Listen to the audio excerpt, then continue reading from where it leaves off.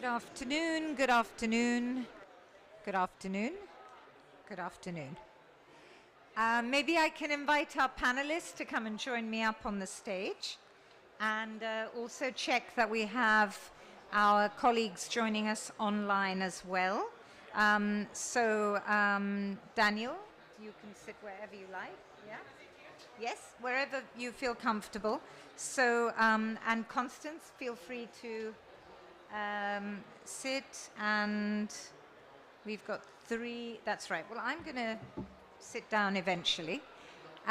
So just double check with our colleagues that we have our online, yes, there we are. Hello, so we have Marcus Svedberg. Yeah, hi Marcus. And we have hi. Matt Christensen as well. Hello. Hello. We have, so great, I'm happy you're there. As are we. Good. We are competing a little bit with noise around the room, but we'll manage. We've got such an interesting conversation in store that we know that we're not going to be distracted at all. Thank you very much, all of you, for joining us. I'm going to introduce you in a minute to our panel up here, but before I do, let me just say that mobilizing private finance and the partnership between the public and the private sector is one of the key topics here at the COP. So we're very excited to be welcoming people who really can talk from all the different perspectives in a very concrete way about this challenge. And those of you who are joining us online, and we know that there are many out there who have been joining, I hope that you will leave the next hour and a quarter with the sense of what it actually takes to make this work. We've got very good examples of partnerships, and we're going to try and dissect a little bit the motivation for these partnerships and also the elements of them when they work, and also the challenges and what's needed to make this happen even better. But before I introduce you, I want to invite our own Vice President from the European Investment Bank to give us a few words of welcome. First, Ambroise Fayolle, who is in charge of both development and climate action at the EIB. Merci beaucoup, Shirin. Good, evening. Good evening to all the panelists. A pleasure to see you on stage, and welcome to those who are probably in Europe. I would just like to say actually two or three things. I need to speak closer. Okay. Just to have competition with the others, and you need to speak louder. Okay. The first thing is what I think this panel is extremely interesting for two reasons. One, because what we know is that we need to increase climate finance, we need to increase the participation from the private sector to contribute to this increase in climate finance. And we know that what we need to do is to try to find the right structures, the right products to achieve this. And actually, what I find very interesting is that what we have done through MCAP is exactly looking at that.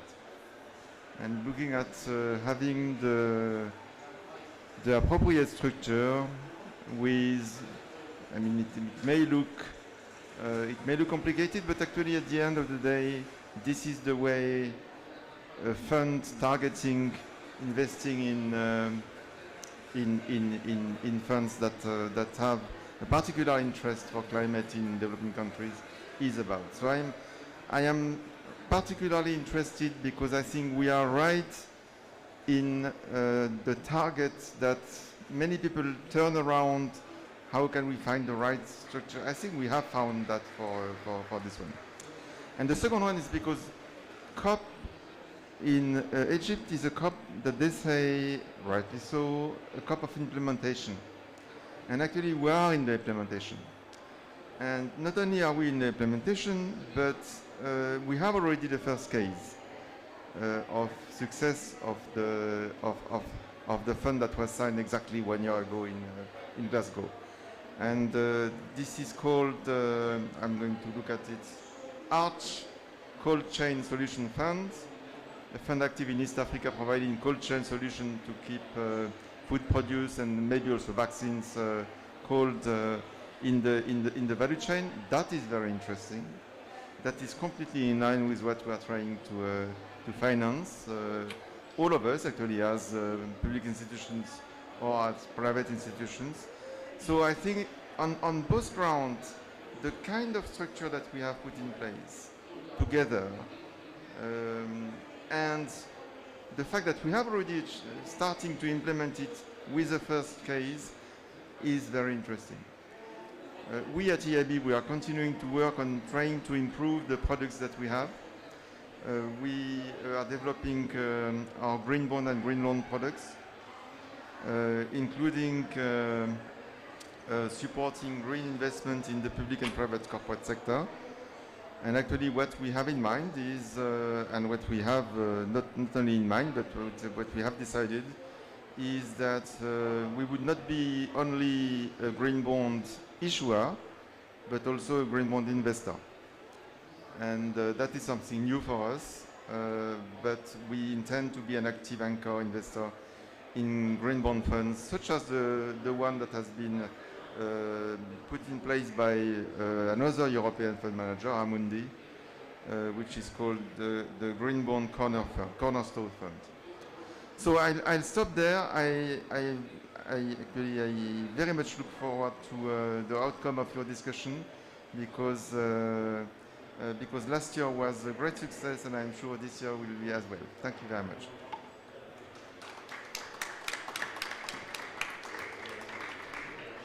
Thank you very much, Vice President. As Ambroise has just said, I mean, this is in part a celebration of 1 year of the Emerging Market Climate Action Fund, which of course was launched at COP26 in Glasgow, and with whom we are working with Allianz, and very happy to be doing so. So I will invite now, if I may, Günther Thallinger, who's a member of the Board of Management from Allianz, to say a few words as well. Welcome, Günther, to the stage. Yeah, indeed. Thank you very much. Yeah, it is true. The MCAF is actually a very, very good example of what needs to happen to get blended finance at large going. Just if you allow me, once again, many of us know it anyways, but the interesting thing is we have 1/5 of global clean energy investment that goes into countries that are populated by 2/3 of the world's population. Just to show a little bit the asymmetry or dissymmetry that we actually have. We also know that huge investments are needed for emerging markets and developing economies. We have, let's say, all these figures, like for instance, for clean energy alone, we need to go from 150 billion to 1 trillion by 2030. It also makes clear there's an enormous demand. We also have clearly understood that the examples like MCAF do exist. So it is not that we now need to scratch our heads and think how is blended finance actually to be set up, what structures do we actually need to have, who are the players. But what we do clearly also understand is there is activation needed. The good examples are very helpful, but without major activation, and I will describe what that means, we are not really going close to what is needed. Now, what is major activation? We obviously need to use these examples like the MCAF to see what is possible to implement, but also to learn how we can improve. We clearly need to reach out to developing financial institutions and the development banks to have discussions how they themselves can enhance their game. And some of them, I'm not talking about the European Investment Bank, but some of them clearly need to think how they actually can improve capabilities and see from the examples that we have how they themselves can actually get engaged very much. And that includes that they may talk to their own governments about their mandate. Clearly, This is also something that should be clearly on the discussion list. We do know that even with the structures like MCAF, a fund-of-fund structure, as you may know, without projects, there is not much to be financed. Whether we have super complicated financial structures or not, the projects need to come somehow into the game. These projects, however, they need to be developed before financing can be even discussed. And here we clearly, as financial institutions, I start with Allianz, but I dare to even go to, let's say, investment banks at large. We need to simply understand that we also need to contribute to this project development. Sitting and waiting, and I'm not saying that you are doing this or we are doing this, but sitting and waiting alone for somebody reaching out, look, I have a project, can you finance it, is not going to do it because there will be only a few projects. We need to have capabilities to go actually to those who need to do the infrastructure development to help them to develop these projects. And once we do this, then there will be, of course, a discussion about financing. This is the sequence that we should actually have. And once again, examples can be used to see and learn how this can be done and how it can be enhanced. I'm also the chair of the Net Zero Asset Owner Alliance. There we clearly have also seen that we need to up the ante of the game. This is why we do many of blended finance discussions. This is why we invite asset managers to come up with proposals for structures, for approaches to cooperate with investors and developing financial institutions. And this is why we will continue to communicate, like at this occasion today, that we are very willing to go into these structures, not only assess them, but really provide investment volume to then actually have the financing capacity. And with that said, I'm really very grateful that I had the chance to speak a few minutes to you and explain where we are. And I'm really, really hoping that the example of the MCAF kind of takes roots, and then there are many, many more of these. Thank you.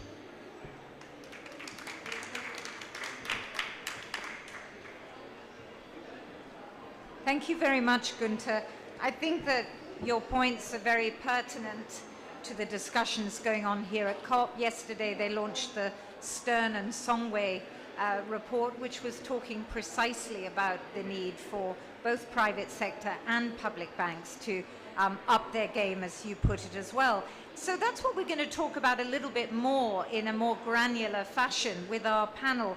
Let me introduce you first of all. Maybe starting over there, we have Constance Chalchat, who's the head of company engagement and the chief sustainability officer at BNP Paribas. Welcome, Constance. We have Karin Isaksson, who's the managing director of the Nordic Development Bank, who's representing our public sector here on the stage. I don't count myself because although I work for the EIB, I am a neutral moderator today.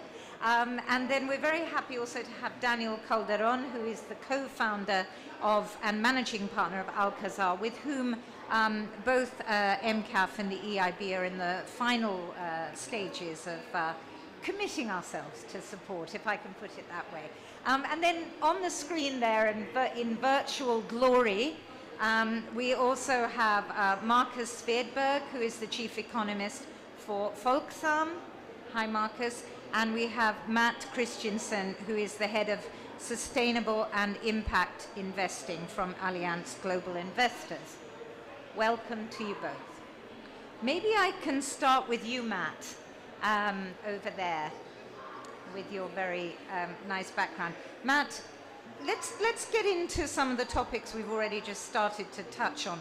Why do private investors partner with public institutions? And I mean, have the days of private investors considering public institutions as competitors completely gone, or is it all very much about partnership? Good afternoon, and thank you for the invitation to be with you and for launching the first question at me. I appreciate the question very much. So I think what I would say is that it's an evolving landscape about, and to some degree Günther just hit the nail on the head about what should be the role of private capital, as there's more excitement perhaps now than there was in the past to bring funds into some of these, let's face them, these are challenging areas, whether it be renewable energy projects, whether it be underserved countries and populations. It's not the norm for a typical private market financial institution. And so what I would say is we're right now discovering how to build the bridges and work more closely together. The MCAF is one of these great examples. We have some others that we've done because we have 3 different blended vehicles that we have launched as Allianz GI. And part of that learning along the way is to think through what are the goals of a DFI versus what are the goals of a private sector player like an Allianz or other asset managers, to think through that societal outcome or that SDG we're trying to solve. And what I would say is that it's a bit of both co-opetition and partnering, and it's trying to figure out the right mix to actually solve problems. But what I could say is that from some of the experiences we've seen thus far, the public institutions, and the DFIs in particular, they have expertise, they have networks, they have a long-standing track record in many of these markets. So therefore, they have a demonstrable credibility and relationships in many of the areas that someone like Allianz might not have. But something that we can bring to the table, that I think we've been doing with MCAF and some of the other examples, will be deep institutional investor relationships, the ability to do the management of these funds, the structuring of them, and trying to simplify that as much as possible to bring in the capital from other institutional investors, and then making sure that we're part of the overall management and decision making so that we can think about our respective perspectives that we bring to the table and find the overlaps. And I think that's to your point about the question. It's about that's the sort of happy zone when we can find the overlaps, knowing that we don't have the perfect alignment on objectives, but that when we create a fund like this, this is a means to really harmonize the objectives towards an outcome that both types of institutions are seeking.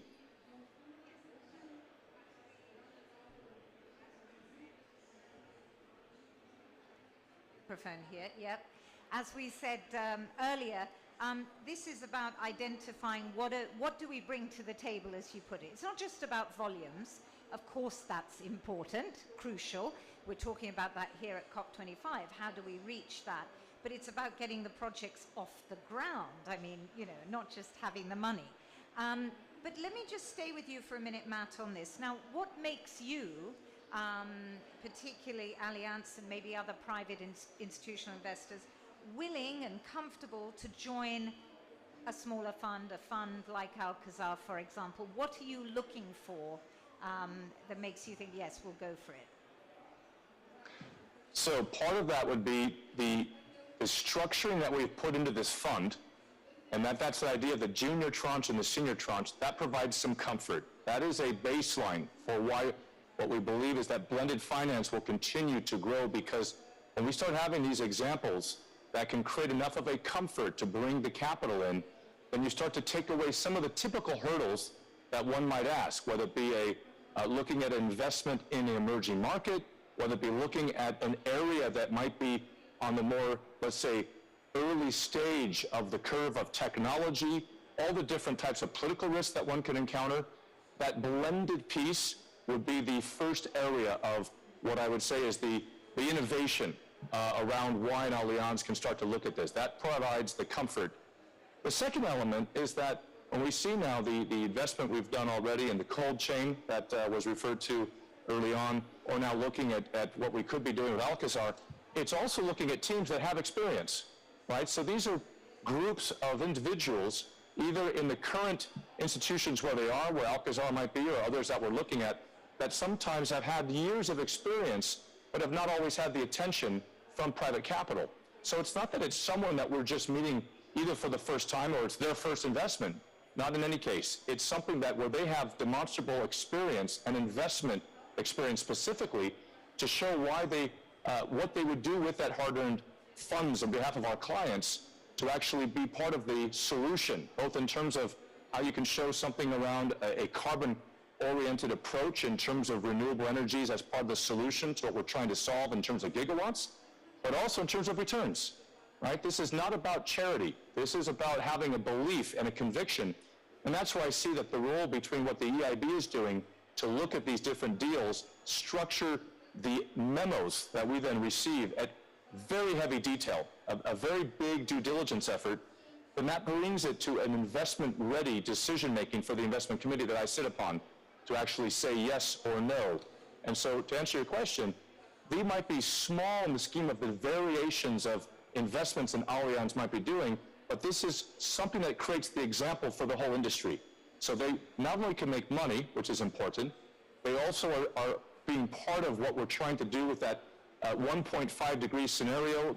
Günther talked about being at the lead of the net zero asset owner initiative. These are all parts of creating that pathway towards a net zero economy, of which there's a lot of different pieces that have to come together to make that happen. Thank you very much, Matt. Sort of staying with the theme, but maybe looking at another part of the jigsaw. Constance, maybe I can ask you, what role do you think regulation and standards have in creating the right conditions for these kinds of partnerships to thrive and these kinds of projects to get off the ground? Constance, you might need to press the button. I don't know if the back here are paying attention, but maybe not. They seem to have fallen asleep or having a private chat even. Okay, yeah. Okay, go for it. Hello? Yes, perfect. So it's a very good question. I think what we're all expressing here is something very complex to achieve. And international standards, when it comes to disclosure, can certainly help not creating or not adding another complexity. Today, we at BNP Paribas are strongly pushing for this. I think there's 4 key reasons to have international standards. The first one is climate change is a global matter that requires global solution. The second really key topic is the fact that investors like Allianz, like any investors, need comparability across region and across corporates. They need to know what we're talking about. Third reason is today we absolutely need to have very clearly defined KPIs and methodologies to be able to report. And the last point is, and to be on the pragmatic side, we said it would be very pragmatic. Most of the corporations, most of the institutions that we are here representing are operating across the borders. So if we are entering into a world which is extremely fragmented to a regional level or national level when it comes to a disclosure framework, it's just simply impossible to operate in. And it will additionally, it may create a race to the bottom where something which will not be a level playing field, and people will find ways to do things that are not up to the standards we want them to be at. So this is why we truly believe that we need ISSB. ISSB is something really strong. We need it to be as global as possible, and we need it sooner than later. Thank you so much, Constance. I mean, just to say, we can probably turn the mics off when we're not using them. Oh, you can't do. Okay, fine. Okay, so just to come back, though, how do you innovate across the private and public sectors? Give me a little bit more concrete examples of how you at BNP Paribas are actually, what kinds of instruments, what kinds of initiatives are you finding are working for this? I think it really depends on the stage of the company. When you're looking at very early stage company, and we see some that can go really fast. And when you look at energy efficiency, or you look at companies involved in the value chain of hydrogen, you can move from a 200 people company to 10,000, 20,000 within 18 months. So when you look at early stage, we believe that guaranteed mechanism have to be there. We also strongly believe in the role of not only the public sector, but government setting standards, government being there and being a catalyst for getting the private sector to come. Then, as we move and as a company might grow, we strongly believe that expertise is required. They need to be accompanied by experts who not only know the industry, but who know who are the investors, who are the alliance that they can make to really grow in a way which is sustainable but also supported with the right type of people. And in that sense, as BNP Paribas, we created a year ago the Low Carbon Transition Group. Basically what it is, we gathered 250 people across the bank that have expertise some way or another in energy transition. And they're all really supporting clients at different stages from a medium stage to becoming a larger company. And then when the company is growing, and at that stage again, I think the public sector has to have a role. When the company is able to develop internationally, we strongly believe in expert finance, especially on the Africa continent. We've done amazing things. One of the examples I have in mind, talking about energy, green energies, we financed a corporation that was developing solar panels in Burkina Faso, and we worked with the World Bank, and they were able to develop more than what they were needing to give back to the population all around that. So we are able, through de-risking mechanism and through de-risking from export finance, to have things that not only benefit the private sector but benefit population, and that are extremely efficient from a financial point of view. Very important point there. And maybe one last point, as a company become way larger, capital markets are extremely efficient. However, I have a caveat there. We don't need innovation at that stage, we need rigor. I think there's way enough greenwashing in today's world, so on green bond, anything which can be EU taxonomy aligned is to be favored. And on the sustainability-linked instrument fund, what we've done at BNP Paribas is we were at the forefront of a project which is a KPI registry that we did with the ICMA, trying to propose a list of standardized KPI by sector, by subsector, to ensure materiality of KPIs, but also try to get everyone to converge to facilitate comparability for investors. Thank you very much for that, Constance. I'm going to turn to Marcus there online. Marcus, Constance mentioned the idea of risk-bearing, and I wanted to ask you a little bit about either the perceived risk or the real risk. What do you think, what are the risks that asset managers see for investments in developing countries? I mean, this is the key, one of the topics here at COP as well, that we need to get these investments in Africa particularly. Tell us a little bit about that from your perspective. Yes, absolutely, and thanks for having me. We are, I think Matt mentioned it. We're very pleased to be part of this particular panel because this is an actual investment, and it's great to talk about making investments, but it's even better to make them. So we're very happy to be here. And about risks, well, there are lots of risks, right? There are market risks, FX risks, political risks, volatility, liquidity.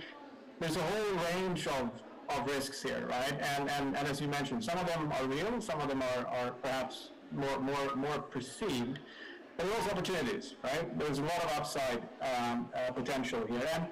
And finance is, the financial sector, financial markets, and asset managers, asset owners, we're very used to handle risk reward. This is what we do, you know. It may be these investments in renewable in Africa, or it may be something in Sweden, or it may be a bond or something. But handling and assessing risk and reward is what we do. Right? So then it becomes, so how do we handle this particular set of risks and opportunities? Well, these are markets that are far away from home. We're a small team, and any one underlying fund, Alcazar may be a good example, may or may not, you know, we may or may not be comfortable with that on a standalone basis. It may be, you know, too small. It may be too focused on one market or a couple of markets, or you know, one technology. But here, you know, you're making a portfolio out of it, a fund, a platform, you aggregate. That solves both the size issue, but also the concentration issue. Right? And then it may still be perceived too risky, right? And then that's where blending comes in. You de-risk or you increase the potential returns. You can do that in many different ways. I think we as an industry have a lot of understanding now of the methods to do this. And I think, again, MCAP is a good example of you can have different tranches of that. And then for us, it's important to partner with the right institutions that can help us to feel comfortable managing these risks and these opportunities. And in this case, I think this fund, it's not only up and running, but it's also it's a good example of the kind of partnerships that we want to be in with institutions like Allianz, EIB, and Nordic Development Fund, playing different roles in this structure. And then at the end of the day, for us, it has to be an investable product. It has to be a fund or a bond or a platform of things that we can invest in that we feel comfortable with. So I think this is a good example, and these are exactly the kind of things that we want to invest in. We're still doing the due diligence, and we're still going through a similar process as we do investing in other types of assets. I think a challenge now, and again, someone touched upon this before, we need to do this over and over again, right? And one of the things in finance is once you have done a transaction, whatever kind of transaction it is, and as long as it does what it promises to do, the likelihood that you will invest in that product again is pretty high. So, we would very much like to see an AMCAF 2, an AMCAF 3, and 4, and so on and so forth, as long as it does, what it promises to do. And I think this is now the next challenge. We need more of these structures, but we need also to do them over and over again, to replicate what we're doing. Then we can get to the first volume, the first size doesn't have to be all that big, but it has to be replicable. Thanks. Thanks, Marcus. I just want to ask you, one thing that was really interesting to note, and the Vice President mentioned it in his speech, was that the first fund that MCAF has invested in is actually an adaptation project called Cold Chain Arch in East Africa, which is essentially keeping food cool. Which is a hugely important thing in hot countries, and also deals with the issue of food security. And yet adaptation is probably one of the hardest ones, I think, by general consensus, to get the private sectors on board for. So tell us a little bit about, not necessarily that fund in particular, but more generally, how you perceive and how you think investors perceive the risk attached to these innovative adaptation funds, which are not as obviously bankable, I guess. No, I think you summarized it quite well, right? We all understand that this is a very, very important part of the puzzle, right? We really need to address adaptation and also resilience. And but it has proven much more difficult to make, these financial products that I talked about, right? Even if they're underlying projects, and we maybe we know what to do from a theoretical point of view, but to get it bankable and so on is difficult, or more difficult, more challenging. We have seen we are seeing a few more funds coming to market, but they tend to be quite small, and for institutions like us, it may be very difficult to invest in that single fund because it's too small or perceived too risky. But putting them into a larger structure, like a platform, a fund of funds like this, makes sense, right? Because then there is a home for these smaller vehicles. So I think that's a good strategy. I also think there's a lot here when we're talking about infrastructure. Infrastructure is an asset class that a lot of asset owners, asset managers are comfortable with. There's also long-term funds. I think a lot of adaptation may also be we may call it adaptation, we may call it infrastructure. So I think there's quite a bit there as well. And but I also think, at the end of the day, this is going to be tougher to finance than mitigation. And we also need to have serious conversation. What is likely to be financed by private institutional investors and what is likely not to be financed by. And just one last point, and I don't have the answer, but just, want to raise the point. I mean, working for an insurance company, adaptation is very real to us because we see the effects of this. And I think the insurance industry and the reinsurance industry have a role to play here. And there's a lot of thinking going on, but again, we haven't quite solved all those challenges yet. Thank you very much. Let's come back to this a little bit with others, because I think it's a very important issue. But I want to turn to, if I may, Daniel, and then to Karin, just to give us the public bank perspective. But Daniel, first of all, so mitigation, absolutely, that is the business you're in. That means renewable energy in this emerging market space here in Egypt, actually, as well. So give us a sense, Daniel, if you would. What actually, gets you up in the morning? Where do you see the real opportunities in this region for you and for the projects that you're going to be supporting? Thank you, Shireen, and thank you for the invitation to be here. So, as background, when you ask about can you hear me? Can you hear me? When you ask about the opportunity, when you look at our markets, which are North Africa and Middle East, all the way to Turkey, those countries between now and 2030 need about 110 gigawatts of renewable energy. That's just what they have promised they will have built by then, and only about 20 of those are built. That means about 90 you need to build now in the next 7-8 years, and that's about $130 billion. Now that's about 1/5 of the European growth, but the difference is that in Europe and in the US, the very large majority of that growth comes from the private sector. Whereas here, 100%, let's say the very large majority of that growth to date has come from the public sector, from either government institutions or from large energy companies that are controlled by government institutions. So that's the opportunity we saw 8 years ago at Alcazar, my partners and I. We decided to create a private vehicle for a region that didn't really have substantial private vehicles. Our first vehicle deployed in excess of $700 million. That allowed us to create about 4,200 jobs. 80% of those jobs were in the countries where we operate. What we do is we own and operate solar plants and wind farms in places like Jordan and Egypt. And as you mentioned, we're now, by the time we were exiting that fund last year, it was the largest private portfolio of renewable energy in the region.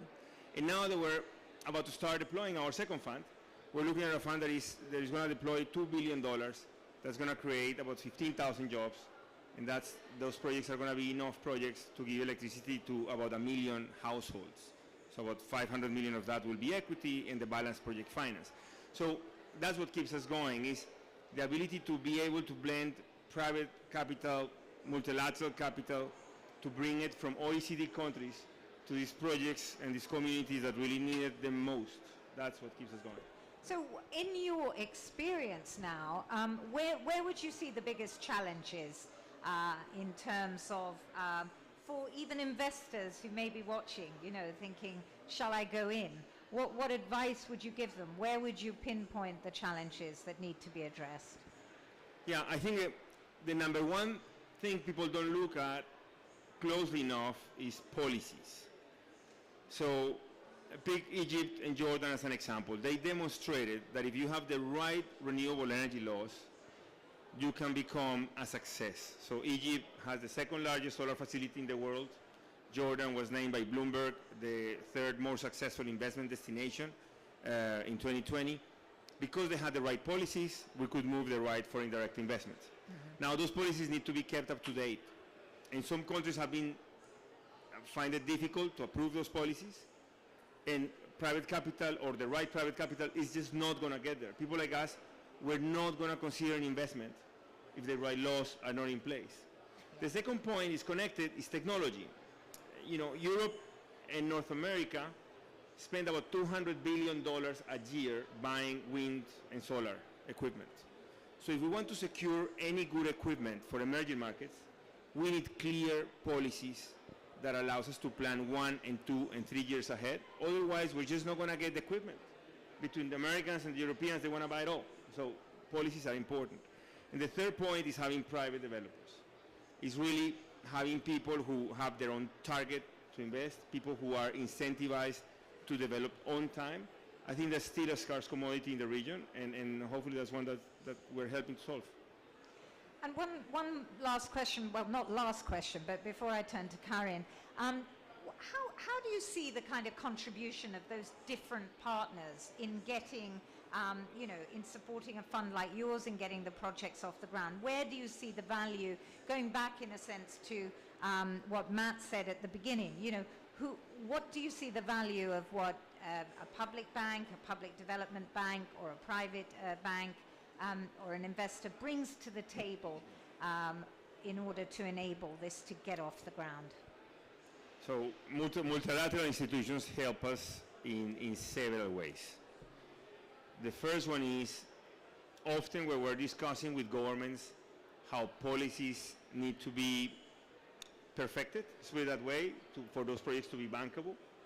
Very often what we do is we come hand in hand with multilaterals, because usually as a private investor, you're a private investor, but if you come hand in hand with a European multilateral or a global multilateral, ministers find it easier to implement your proposals into the policy. So credibility vis-a-vis governments, vis-a-vis big equipment providers is huge. The second one is today we have a scale. Today we're large for the region, so we have a name, but at the beginning, you took a risk with us. And today you have been due diligencing us for 8 years, several of the multilaterals. So now, people like Allianz GI and MCAF, they can look at us and benefit from the years of experience that you guys have with us. And that for us is an unbelievable opportunity, because this fund is 500 million. The next one, maybe twice as much. For you to get to the next one, that second gap has to be largely private. So this is great. We have good relations with multilaterals. They help us with a substantial portion of the capital. We're matching that with some commercial capital. But for the next fund, and you need to get to that scale of $1 billion, for that we need to build relationships with commercial private investors, and that is something that you're helping us to do through structures like MCAF, GI. Thank you, Daniel. Karin, do you recognize, coming from the Nordic Development Bank, do you recognize that analysis, of the role of the public banks? I mean, it's not the only role, obviously, but in helping to kind of, create the right conditions for either projects to thrive, but also to actually get governments to kind of act in that sense? I think that one phrase and theme that has come from many of the speakers is what do you actually bring to the table? Yeah. And listening to all of you, I think that to some extent we have the same objectives, but I also think that it's very important to realize that the drivers may be very different. We do have different mandates, but the fact that we have different drivers doesn't mean that the objectives can converge. And that's, by the way, the name of someone that is publishing quite a lot of interesting reports on blended finance. So by joining forces, it's so simple, I think, that we can accomplish more. Let me maybe reflect a little bit of something I heard in a panel earlier today. It's interesting with these kind of meetings that it's not interesting every single minute, but it's always something that you can pick up from the discussion. So we had a panel in the Nordic Pavilion, and we had a youth representative that participated in the panel. She was at least old enough to save for her pension. And she told us in the audience that recently she had realized that she could actually go to the web page and she could tick a box and she could decide that she would only save in sustainable funds. So now she's working as a pension advisor for all her friends and telling them to tick the box. And this is actually very forceful, I think. And in my view, this is one driver that will take us to the same objective, because clearly we are not there to ensure that our owners will get a return from where we invest. And that's another thing that I've quite a few years both within development finance institutions that are more commercial than the Nordic Development Fund, and also from the MDB system. So the fact that we are capitalized, and this also is something that we've been talking about, how to structure an investment, and it starts already when it comes to the structuring of the funds that we, as an investor, have at our disposal. So we don't have a return requirement. We are free to mix grants and loans and equity, which means that we can come in and take a super high risk. It also means that we can be active both in the public sector and in the private sector. We have talked about how do you bring in public and private sector money into a fund transaction. We haven't talked so much about the public sector money that goes into the enabling environment, which is immensely important to create the right preconditions for investments. Well, I mean, do tell us a bit about that. To what extent, what is the Nordic Development Bank doing in that particular space? I also want to ask you a supplementary question as you're talking about risk as well. I mean, yesterday I mentioned the Stern and Songwe report, which was basically saying MDBs aren't taking enough risk. I mean, do we need to be, as MDBs, I'm saying we as an EIB neutral person, more willing than we are to take risk? Or is it actually the fact that we are so well leveraged and we have all the AAAs and everything that makes us the valuable player, the valuable person at the table? I think that there is room for a lot more of financial engineering, if you so want. And this dialogue has started, of course, in questioning to some extent if the AAA rating of the MDBs, which is a fundament to the funding models of the MDBs, is that the way going forward? Because clearly this means also that the headrooms are restricted, that the MDBs cannot take risk. So coming up with more creative thinking around this, it may be also fencing some funds within the MDBs. And actually I think that a good example from NDF, where we work with the African Development Bank, with this trust fund structure, the sustainable energy for all, for Africa. That helps us to work very much to promote the enabling environment for investments to take place. But that has also enabled us to work together with CEFA and invest in sub-funds under CEFA, together then with KfW in this case, and where we can take a lot more risk. And also the African Development Bank, they can participate in risk-taking because this does not expose their own balance sheets, but leverage actually from other investors. Thank you. Thank you very much, Karin. I don't know if anyone in the audience has a question. If so, please mention, do say, but otherwise I'm going to keep going. With a cup, I want to pick up on, if I may, the element of both adaptation, which is something we've mentioned a little bit, which is obviously, very important at this COP, where they are looking for evidence of, willingness, not just from the MDBs, but from the private sector, to go forward with that. But also the relationship with community infrastructure. And, you know, we talked a little bit about that earlier. Maybe I'll come back to Daniel first. I mean, Daniel, you are in the business of mitigation, meaning renewable energy. But you, I think, do recognize that there's also a space within your operations for tackling this other part of the equation of climate action, if I may put it like that. Tell us a little bit about why, you know, give us a flavor of what that looks like on the ground and how important these principles of environmental standards are for you. So that's a part of our business that we love at Alcazar. What we do is we do wind farms and solar plants in B or B+ countries. And so these are located in rural areas, and the communities around those areas are usually very poor. And the level of education you have is not great. They suffer from global warming. Some areas are desertic. So what we do is we send a team, when we decide we're going to build a project, we send a team ahead of time. So they train the local communities.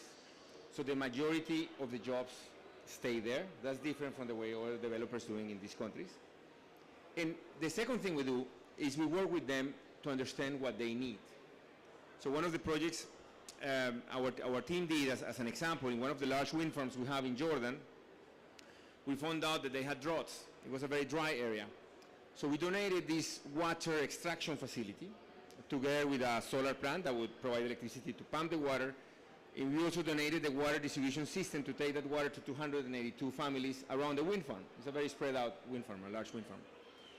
And we train those families a little bit on informal agriculture. And today, when you go to Rajaf in the south of Jordan, you can see those vegetables being sold on the weekends by those families. So it's just an example where, you know, in a $200 million project, this is just a $500,000 impact that the project does, but it becomes a small portion of an ecosystem, of an economic ecosystem that brings a little bit of sustainability. For us at Alcazar, that is integral to our business, because in these countries, trucks are blocked by people who want their kids to have more jobs. So in this way, we show the communities, look, we're going to be here for 20, 30 years, and we want to be a good neighbor. So that's how we work with them. The first fund allocated, out of the $711 million we spent, we allocated $15 million to such projects, so quite a bit. And the second fund will be allocating about $35 million to such projects. So it's not the majority of the money of what we use. It's a small, but it's an allocation that each project does, and is what allows our projects to be on time. You know, in this region, projects are not usually on time. In Egypt, out of 30 solar plants that you had here for the initial vintage of solar, the first and second one were Alcazar Energy plants. And in Jordan, out of 6 wind farms we had in the country in the first round of wind, the only 2 wind farms that were developed in line with the PPA timeline were ours. Everyone else missed the deadline and had the renegotiations. So it just shows you that putting this effort in working well with communities is good business. In this country, this is central to what we do. Yeah, with that very strong adaptation element, actually, within the project. I mean, I wonder, Matt, you know, whether you want to reflect a little on that in terms of, you know, do you think that this is also perhaps a way in the future of, you know, having these, does that provide a model in a way for how we do the adaptation part, perhaps as elements of mitigation projects? I mean, we need some blue sky thinking, don't we, from the financial institutions on how to tackle this one. I'm going to throw it out to the panel and see who wants to come in. But Matt, maybe you'd like to. Let me address a few pieces of which one of those is that question, which is, I think on adaptation, we will have to continue to innovate, and that will be an area that is less proven ground, right? So it will be that the arch investment that has been done already with MCAF or others that were looking a bit like that, they are proof cases in a way. And it's also the challenge that we have that goes into many other forms of adaptation investments that we look at that touch land and water use and other areas around how do we think about whether they're part of a construct in a renewable energy program that has been highlighted by Daniel, or whether they are the investment itself. I think we're going to have to play around with different ways to make that come to life and become repeatable. The other thing I wanted to say, because I know we're going to hit a close at some point, is I do think this point that's been addressed here, I'd like to just come back to it, about the need for thinking through the partnering model and the role of the public finance institutions over time to take on more risk. And that AA, or that idea of AAA, and how to think that through as a means to not have it stop taking on more risk as private capital comes in. And I do believe we're going to hit a bit of a moment of truth of how do we start to shift a bit the remit as we start to have these private capital models of wanting to be involved, but that the public finance institutions might still be encumbered by some of the existing covenants that they have had for many, many years. And so I do want to highlight that that is something that out of these different COP discussions, I hope become a bit more obvious as a need to address. Because one of the things that Daniel highlighted is that coming off this, let's call it vintage 2, where a private market actor like Allianz is involved along with some other development finance institutions. When he does vintage 3, he's thinking that maybe it'll be almost all private capital. But the challenge that we have is that those vintage 2s, there's lots of areas, not just in Alcazar, but others where there's just not enough capital yet coming in because the model that we're creating is still not ripe enough. And so without the ability to have the rinse repeat type of system where on a blended finance vehicle, and we heard this in Marcus, we have MCAF 1, MCAF 2, MCAF 3, there's still a risk at the challenge of having this be done in a way that is fast, as opposed to you have an MCAF 1 and it takes you 5 years to get MCAF 2. And I believe that we're still trying to create this model that becomes much more repeatable so other private market actors feel comfortable to become engaged on this. Absolutely. Let me bring in Constance and Karin on that as well. Sorry, maybe one point which you discussed, which I think is very right, is education. I think any adaptation initiative will only fly if it makes business sense for the long run. And I think you made it a very right point. It has to be also good business locally. And to be able to deliver this good business locally, to make something that makes economical sense, I think we need to work with the people on the ground.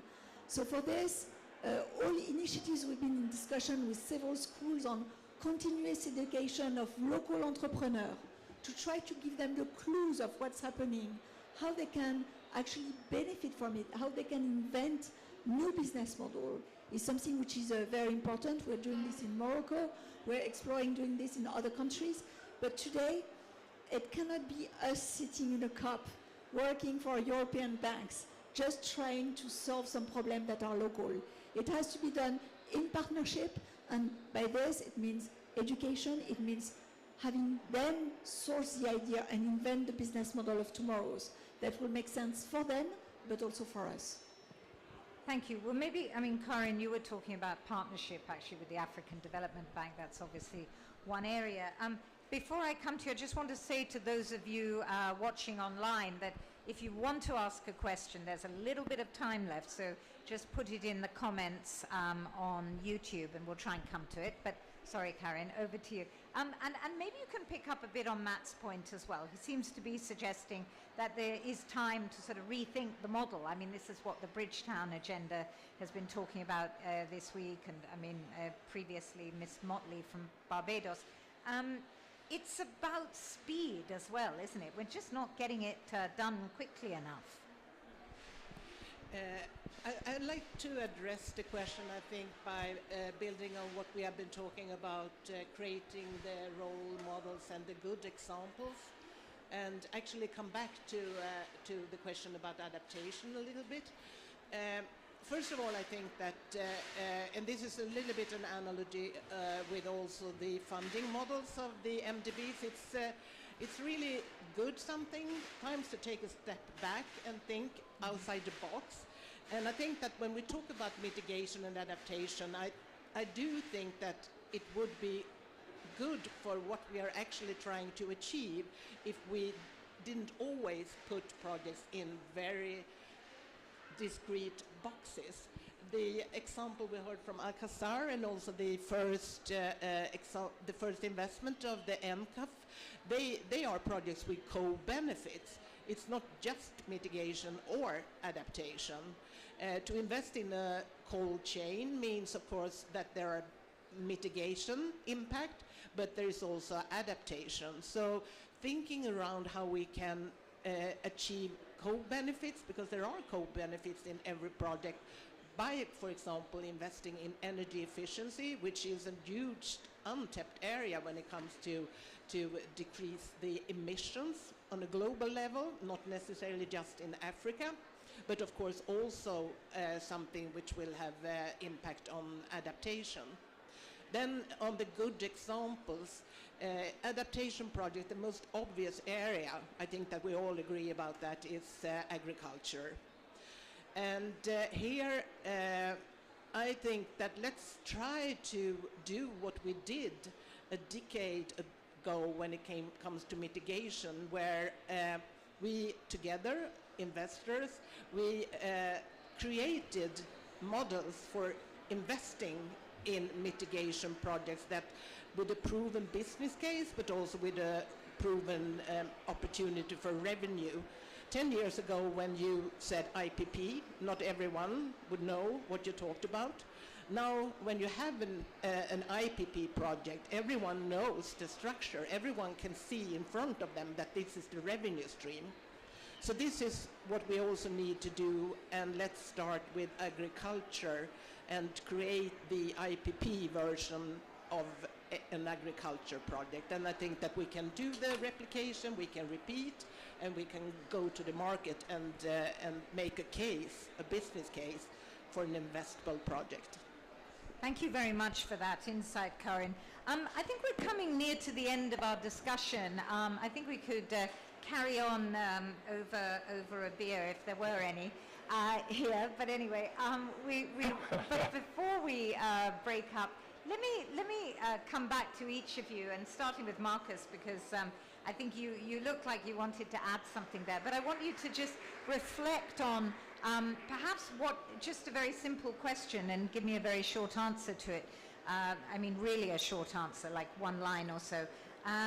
Which is, what would you like to see better done? Not actually yourselves, but from your partners.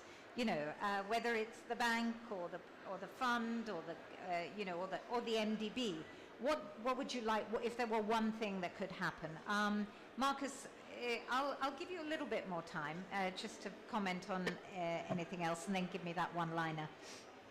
Yeah, I will.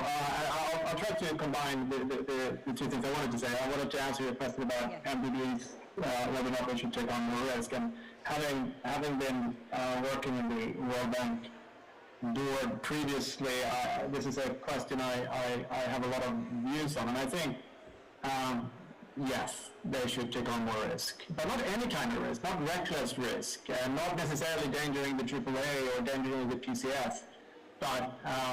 But measured risk, right? If we had the infinity of time, we may go incrementally, but now we don't have it. So I think we need to have serious discussions, and here I mean the owners of these institutions, that we should take on risk. But then also coming back to your last question, I think the rest of us in this infrastructure, financial infrastructure, we also need to think about risk, right? What kind of risks are we willing to take? Adaptation is a good example. Emerging and developing countries is another good example. So we need to have serious discussions about risk. And I think this is something the financial industry, I'll come back to where I started. We're quite used to this. We're used to talk about risk, different kinds of risk, assessing risk, evaluating risks. And then hopefully we'll come to the conclusion that yes, we are willing to take on more risk, because not doing it is probably even riskier in the long term. Thanks. Thank you. Matt, over to you. A brief word on what you would like to see done better. So we had our head of investment speaking at the IFC panel today on climate finance around private debt. I'm here speaking about the private equity side. We ourselves want to create the model so others will follow. We need to see more private sector institutions being willing to move away from the inertia of typical investing to start to take on some of these, what I think of are exciting opportunities, but underknown, and that perception of danger still exists. And so what I say is that we're looking to double and triple over the next 5-6 years about how much we can put towards blended finance. And so therefore, what I would finish with is, that as fast as the public financial institutions can just slightly modify a bit of the way that they're approaching risk, the faster we can bring that private capital to the market. Thanks. Constance, what about you? What's top of your wish list? Sorry. That the microphone would work well. I do believe standardized true impact measurements and disclosures is going to be critical.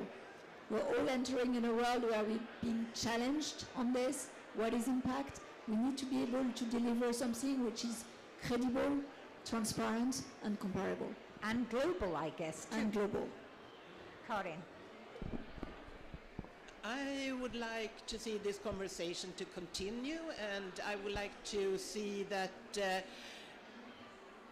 different stakeholders, different players that come to the table with different drivers, that we will really make an effort to understand one another, because if we don't understand the drivers, we cannot help to create something, to co-create something together. So that would be my wish. I'm sure we can co-create, but we cannot then fool ourselves and think that we can make wonders, because we do have different drivers, but the objectives may be the same.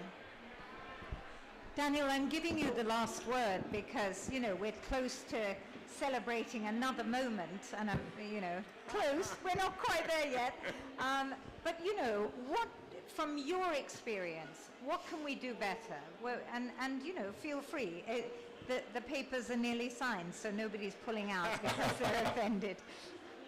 So I think there are two things that really come to mind. One is policy, and on that, I apologize to Matt if I misspoke. When I was talking about our third vintage, that I said hopefully will be double the size, as this one is double the size of the previous one. And I was talking about that marginal addition needing to be largely private.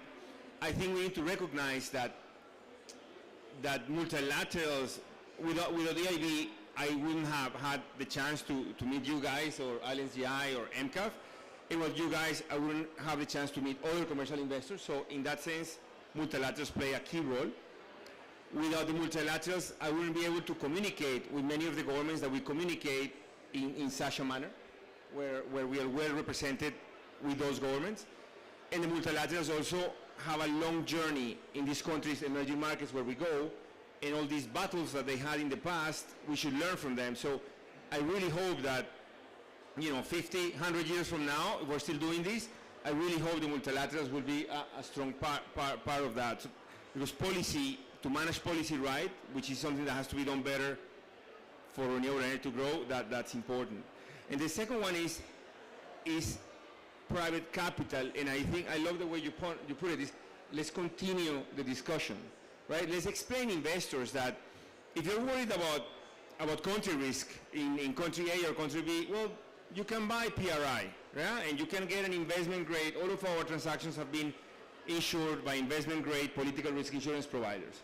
You're worried about construction? Well, the same Siemens or GE, the same company building your wind farm in Germany is the one building your wind farm here.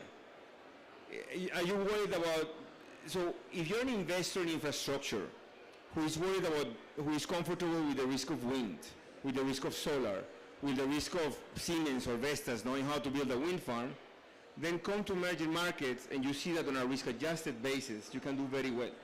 And that's, as you said, it's a conversation that we have to have again and again until people get it. But no, thank you very much for the opportunity. Thank you very much, all of you.